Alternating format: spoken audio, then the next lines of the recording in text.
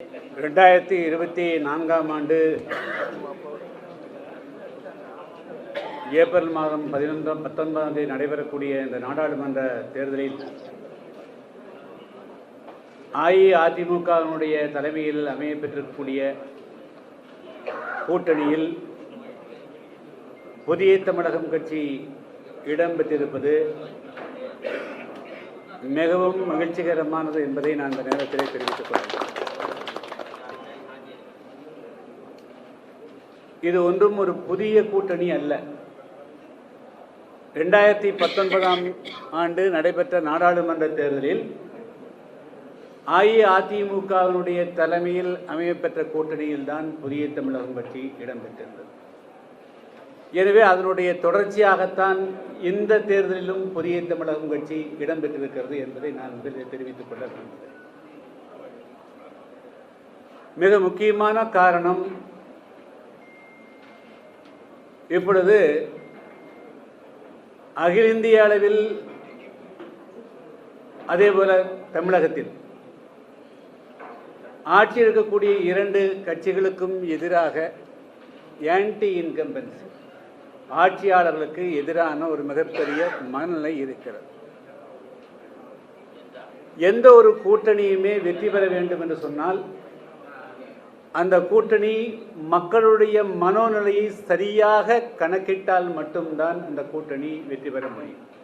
அந்த வகையில் கோடான கோடி தமிழ் மக்களுடைய அபிலாசைகளை, விருப்பங்களை நிறைவேற்றக்கூடிய வகையில் ஒரு சுதந்திரமான சுயமரியாதையுடன் கூட்டணி இன்று அஇஅதிமுகவினுடைய பொதுச் செயலாளர் அன்பு சகோதரன் எடப்பாடி பழனிசாமி அவருடைய தலைமையில் அமையப்பெற்றிருக்கக்கூடிய இந்த கூட்டணியில் புதிய தமிழகம் கட்சி அங்கம் பெற்றிருக்கிறது. தமிழகத்தை தாண்டி உலகெங்கும் இருக்கக்கூடிய கோடான கோடி தமிழ் மக்களுடைய சுயமரியாதையை மீட்டெடுப்பது, அந்த மக்களுக்காக நாடாளுமன்றங்களில் குரல் கொடுப்பது, தமிழகத்தினுடைய மாநில உரிமைகளை எந்த விதமான சமரசத்துக்கும் இடமில்லாமல் போராடி பெறுவதுதான் எங்களுடைய கூட்டணியுடைய மிக முக்கியமான நோக்கம்.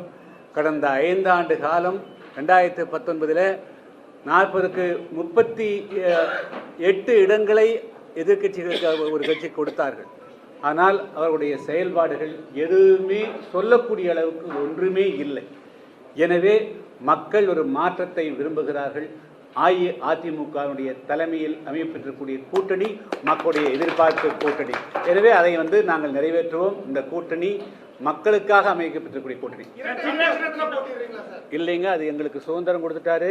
புதிய தமிழகம் கட்சி எங்கள் தேர்தல் ஆணையத்தில் நாங்கள் வழக்கு நேற்று டெல்லி உயர்நீதிமன்ற வழக்கு போட்டோம். எங்களுக்கு தனி சின்னம் கொடுக்க சொல்லிக்கிறாங்க. எனவே நாங்கள் எங்களுடைய கட்சியினுடைய சின்னம் தேர்தல் ஆணையம் எது ஒதுக்குகிறதோ அந்த சின்னத்தில் போட்டியிடுவோம்.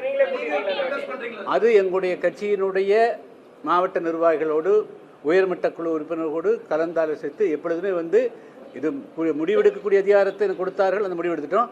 யார் போட்டியிடுங்கிறது கட்சியினுடைய கட்சியினுடைய நிர்வாகிகளோடு கலந்தாலோசித்து முடிவெடுக்கப்படும். அதெல்லாம் இன்னும் நாள் இருக்குதுங்க. இன்னும் கூட்டணி எப்படி இன்னைக்கு தமிழ்நாட்டில் இன்னைக்கு ஒரு மகத்தான கூட்டணி, ஒரு போல்டு மேன், அயன் மேன், ஒரு இரும்பு மனிதர் எடப்பாடி பழனிசாமி அவருடைய தலைமையில் இன்னைக்கு அமையப்பட்டிருக்கிறது. எப்படிங்க நான் இங்கே எங்களை பற்றி தான் பேச முடியும்.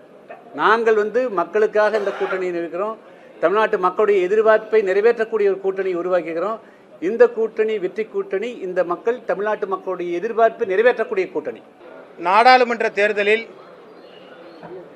எஸ்டிபிஐ கட்சி கூட்டணியாக அனைத்திந்திய அண்ணா திராவிட முன்னேற்ற கழகத்தோடு இணைந்து அதிமுக கூட்டணியோடு இணைந்து வரவிருக்கிற நாடாளுமன்ற தேர்தலை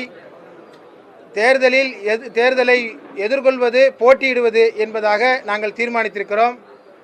இன்றைய தினம் அஇஅதிமுகவினுடைய தலைமை அலுவலகத்தில் அஇஅதிமுகவினுடைய பொதுச் செயலாளர் முன்னாள் முதல்வர் மரியாதைக்குரிய எடப்பாடி பழனிசாமி ஐயா அவர்களை சந்தித்து எங்களுக்கு இடையே நாடாளுமன்ற தேர்தலில் எஸ்டிபிஐ கட்சி ஒரு தொகுதியில், அதிலும் திண்டுக்கல் பாராளுமன்ற தொகுதியில் போட்டியிடுவது என்கிற ஒப்பந்தத்தை இன்றைக்கு நாங்கள் ஏற்படுத்தியிருக்கிறோம்.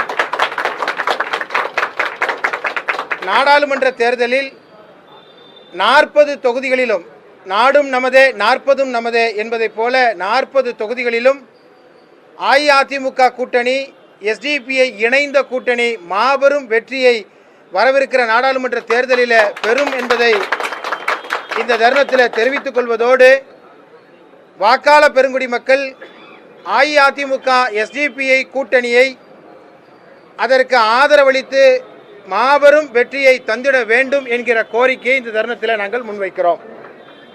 எங்களுக்கிடையே ஏற்படுத்தப்பட்ட ஒப்பந்தம் யாரும் கவர் பண்ணா கவர் பண்ணி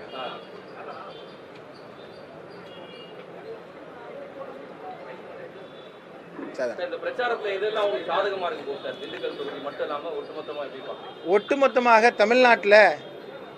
தமிழ்நாட்டை ஆளுகிற திராவிட முன்னேற்ற கழகத்தினுடைய அரசு ஒரு மிகப்பெரிய ஏமாற்றத்தை இந்த நாட்டு மக்களுக்கு, தமிழக மக்களுக்கு தந்திருக்கிறது. வெறும் அறிவிப்புகளாக மட்டும் இருக்கிற அரசாக இந்த அரசு இருக்கிறது. மழை வெள்ளத்தை அதே போல பேரிடர்கள் எல்லாம் மிக மோசமாக கையாண்டிருக்கிற அரசாக இந்த அரசு இருக்கிறது. மக்கள் கொந்தளித்து இருக்கிறார்கள். மக்கள் ஒரு மாற்றத்தை விரும்புகிறார்கள். ஒன்றிய அரசினுடைய தமிழர் விரோத நடவடிக்கைகள் இன்றைக்கு மக்களிடத்தில் ஒரு மிகப்பெரிய பேசுபொருளாக இருக்கிறது.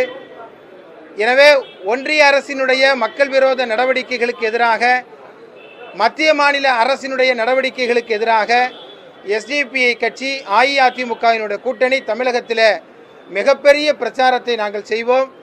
மக்கள் ஒரு மாற்றத்தை விரும்புகிறார்கள். அந்த மாற்றம் 40க்கு 40 என்ற அடிப்படையில் தமிழகத்தில் இருந்து துவங்கும் என்பதாக நாங்கள் கருதுகிறோம். நடைபெறவிருக்கிற ஏப்ரல் மாதம் 19ஆம் தேதி நடைபெறவிருக்கிற அந்த தேர்தல் அஇஅதிமுக எஸ்டிபிஐ கட்சியினுடைய கூட்டணிக்கு சாதகமாக இருக்கும் என்பதாக நாங்கள் நம்புகிறோம்.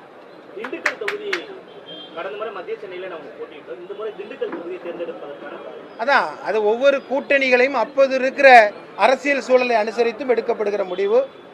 இந்த முறை திண்டுக்கல் தொகுதி எங்களுக்கு வெற்றி வாய்ப்பாக இருக்கும். திண்டுக்கல் தொகுதி மட்டுமல்ல, 40 தொகுதியுமே வெற்றி வாய்ப்புள்ள தொகுதி. அந்த அடிப்படையில் திண்டுக்கல் தொகுதி எங்களுக்கு நல்ல வலுவான கட்டமைப்புள்ள தொகுதி. அந்த தொகுதியிலே ஒரு நல்ல மாற்றம் வர வேண்டும். 2 அமைச்சர்கள் இருக்கிறாங்க, இது வரைக்கும் அதில் எந்த மாற்றமும் வரவே இல்லை.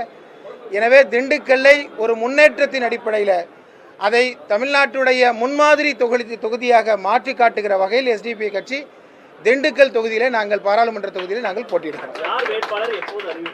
மத்தியானம் 3 மணிக்கு எங்களுடைய அலுவலகத்தில் எங்களுடைய தேசிய பொறுப்பாளர்கள் முன்னிலையில் எங்களுடைய மாநில தலைமை செயற்குழு யார் வேட்பாளர் என்கிற முடிவை எடுக்கும். 3 மணிக்கு ஊடகவியலாளர் நண்பர்கள் அனைவரும் 3 மணிக்கு எங்களுடைய அலுவலகத்திற்கு வந்து அந்த செய்திகளை நீங்கள் வெளியிட வேண்டும் என்று நாங்கள் கேட்டுக்கொள்கிறோம். சிறுபான்மை மக்களின் பாதுகாவலர் அப்படிங்கிற ஒரு முழக்கத்தை முன்வச்சுட்டா திமுக எப்பவுமே வாக்கு சேகரிக்கும் சிறுபான்மை மக்கள்கிட்ட பல விஷயங்கள் எடுத்து. நீங்க அதிமுக கூட்டணியில் வந்திருக்கீங்க, இது ஏதாவது உங்களுக்கு வாக்கு விகிதத்தை குறைக்கிறதுக்கான? ஒரு விகிதத்தையும் குறைக்காதுங்க. தமிழ்நாட்டில் சிறுபான்மை மக்கள் மட்டும் இல்லை, எல்லா மக்களும் இன்றைக்கு மிகப்பெரிய நெருக்கடியில் இருக்கிறாங்க. நான் ஏற்கனவே மதுரையில் ஜனவரி மாதம் 7ஆம் தேதி நடத்தப்பட்ட மாநாட்டில் நான் சொல்லி காட்டினேன். திமுக சிறுபான்மை மக்களுக்கு அல்லது தமிழக அரசு சிறுபான்மை மக்களுக்கு ஏதாவது செய்திருக்கிறது என்பதை என்னோடு விவாதிக்க தயாரான்னு கேட்டேன். இதுவரைக்கும் எந்த பதிலும் இல்லை. சிறுபான்மை மக்களுக்கு இந்த 2-3 வருஷ ஆட்சி காலத்தில் செய்தது என்ன என்று ஒன்றையும் சொல்ல முடியாது. தமிழ்நாட்டிற்கும் தமிழர்களுக்கும் அதே போல் சிறுபான்மை மக்களுக்கும் அவர்களை வஞ்சித்திருக்கிற அரசாக இந்த அரசு இருக்கிறது. எனவே அது மக்கள்கிட்ட எடுபடாது. மக்கள் ஒன்று ஏமாளிகள் இல்லை, அவர்களுக்கு எல்லாம் தெளிவாக தெரியும். எனவே அவை அனைத்தையும் வரவிருக்கிற பாராளுமன்ற தேர்தலில் அவர்களுடைய வாக்கு என்கிற ஆயுதத்தின் மூலமாக அவர்களுடைய நம்பிக்கையை அவர்கள் தேர்ந்தெடுப்பார். மிக்க நன்றி.